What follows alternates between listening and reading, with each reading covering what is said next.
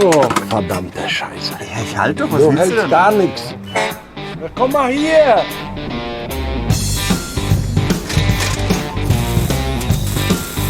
Er ist derjenige, der seit 30 Jahren an Wohnmobil schraubt? Das kotzt mich an. Er war Schauspieler und wollte was anderes machen. Der größte Fehler, den er hat, ist, dass er mich mag. Wir haben mehr Mitarbeiter, aber wir haben gleichzeitig viel mehr Arbeit. Du machst auf und siehst du das ganze Desaster. Der Aufbau ist eine mittlere Katastrophe.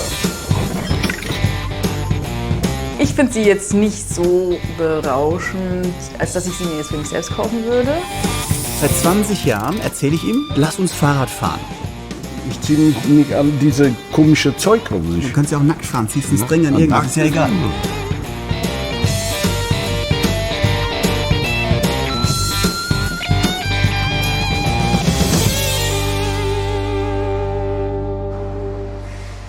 Auf Grube 1 ein Chevy Van.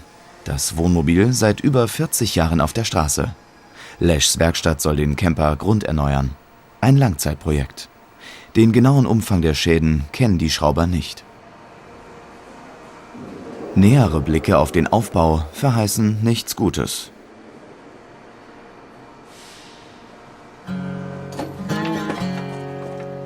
Der Innenraum riecht modrig und sieht vergammelt aus.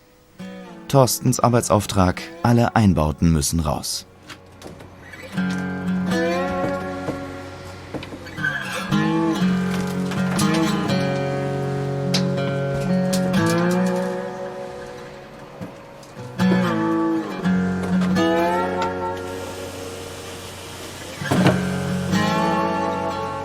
Was nicht schon auseinanderfällt, wird vor dem Chevy zusammengestellt.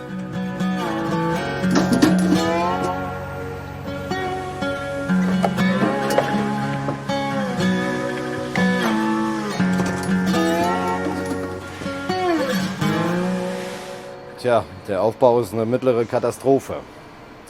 Also das ist eine der schlechtesten Fahrzeuge, die wir haben. Weil alles, was ich bisher demontiert habe, darunter wurde es immer schlechter. Deshalb habe ich mal alles so weit weg jetzt schon, dass man die schadhaften Stellen sieht. Aber das ist noch nicht das Ende. Was glaubst du, wie lange ihr an so einem Projekt arbeiten werdet? Rein aus dem Bauch raus. 2 Monate, 3. Aber das sehen wir erst, wenn wir wirklich alles demontiert haben. Also wenn ich alles draußen habe und sagen kann, so ab hier kann ich jetzt neu aufbauen und neu montieren. Also du kannst, so genaue Zeitplan kannst du nicht sagen, weil du weißt nicht, was dich erwartet. Ja, aber so viel haben wir nicht Ganzen. erwartlich. Naja, darum sage ich, du weißt nicht, du siehst nicht. Du vermutest nur, dass da könnte das oder das sein. Aber du machst auf und siehst du das ganze Desaster. Und wie sieht es unter dem Chevy aus? Auch ein Desaster? Lesch schraubt seit über 30 Jahren an Wohnmobilen. Er kennt die typischen Schwachstellen des Chevy-Vans. Lesch nimmt sich Zeit, will keine Mängel übersehen.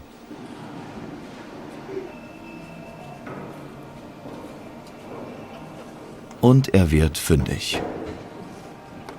Ja, da zum Beispiel am Stoßdämpfer, da hat es schon ein Loch hier, die Gummi und ist so, den Auspuffrohr geht da an den Stoßdämpfer. Ja, und klappert wahrscheinlich und so weiter. Und das geht irgendwann alles kaputt hier. Entweder Stoßdämpfer oder die Rohr.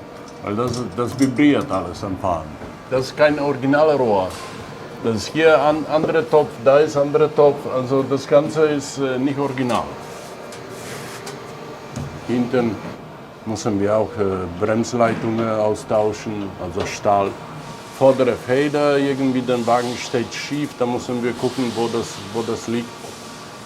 Kein Desaster, aber mehr Mängel, als der Besitzer dachte.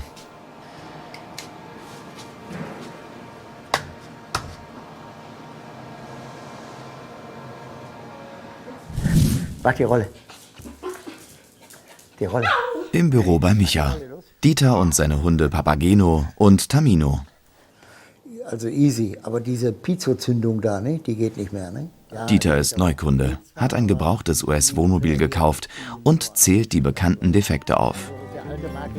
Micha will sich ein eigenes Bild vom Fahrzeug und den Schäden machen. Der Airstream Excella ist eine Rarität. Auf deutschen Straßen sehr selten zu sehen. Das H-Kennzeichen verrät, dass das Wohnmobil über 30 Jahre alt ist und in einem original historischen Zustand. Das Armaturenbrett, die Beleuchtung, schlecht, im Dunkeln. Ich bin da von Münster gekommen, habe den da abgeholt und habe mich reingesetzt und dann ging das los, das Theater. Also Licht ist ausgefallen, komplett. Okay. Hat er mir auch gesagt, das ist irgendwie ein Relais oder was, hat neue Birnen reingemacht. Licht ist ganz schlecht, damit fahre ich auch nicht. Das muss geändert werden, muss mehr Power drauf. Dann die Heizung geht nicht richtig, also die Standheizung, also die Fußbodenheizung, da, die Gasheizung. Was hat da drin, weißt du es? Ein neuer Gastank ist drin, Gasheizung, ne? Wie die heißt, weiß ich nicht. Die ist aber in Deutschland eingebaut worden.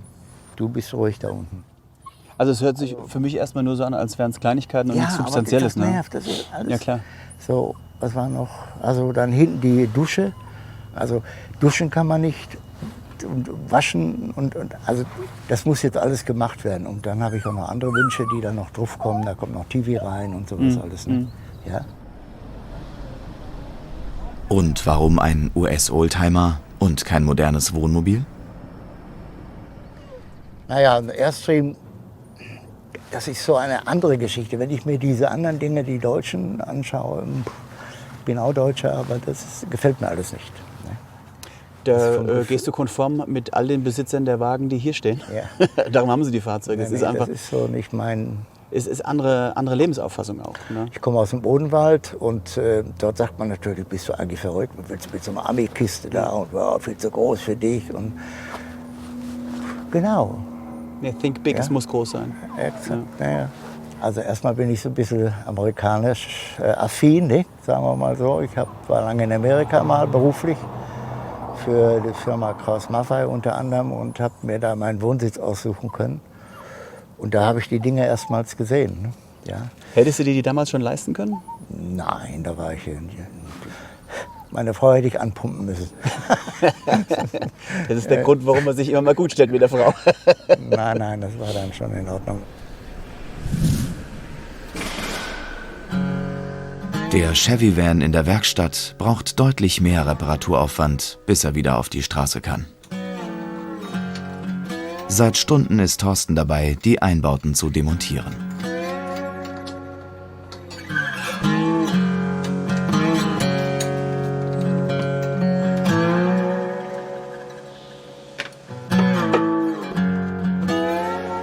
Das war hier Küche, ne? Oder was war das? Hier war Spülbecken, Nee, aber hier, hier war Küche, ja. das kriegen wir schon. Muss man einfach zu die Ramme, die Rest abschneiden, die Schrott, Ja. und dann neue Ramme anschweißen. Ein Und Stück dann reinsetzen und dann neuen Rahmen kommt hier drüber. neue Ramme, dann da, Radlauf auch. Ja, ja gut, okay. Radlauf auf jeden Fall. Komplett. Okay. Gut. Der Aufwand für dieses Auto hier, lohnt sich das oder wie siehst du das? Du kannst nicht sagen, lohnt sich oder lohnt sich nicht. Weil das, die Leute haben irgendwie Verbindung zu dem Wagen. Ja? Und die wollen das haben. Also dann wir machen das. Nur sage ich, denk mal nach, weil da kommt wirklich viel Geld rein, musst du zahlen. Also denk mal nach und dann sagst du mir Bescheid. Und wenn du alles überlegt hast und der Kunde sagt, alles in Ordnung, ich mache das, ja gut, dann machen wir.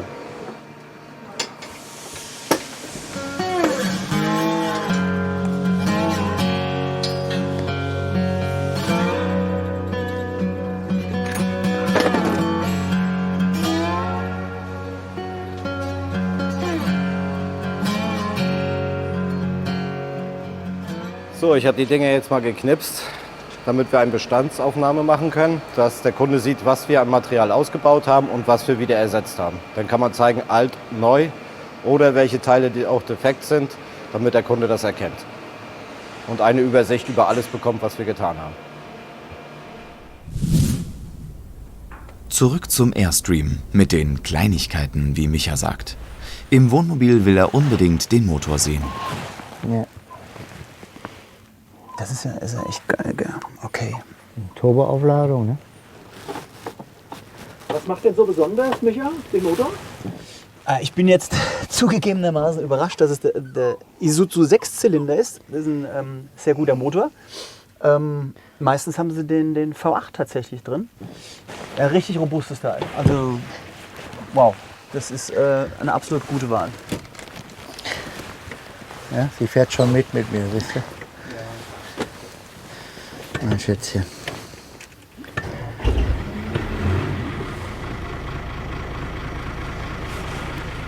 Ist kein V8. Ne? Ja, Gib mal Gas. Ja, wie ein Schiff an, ne?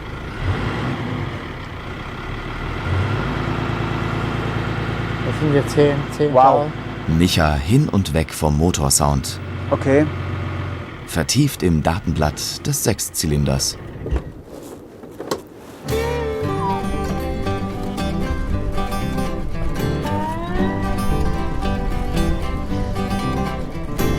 Also Zustand und Baujahr ist, wie gesagt, sensationell. Du merkst, dass immer jemand an dem Fahrzeug war, der so eine gewisse Liebe investiert hat und mit Sachverstand bei der Sache war. Und dann werden die Fahrzeuge auch so alt. Ich habe nicht vorgehabt, das Fahrzeug zu kaufen, um es dann zu zerlegen und dann aufzubauen wieder. Ne? Ja, da kommen wir ins Spiel, klar. Eben, ne? Genau.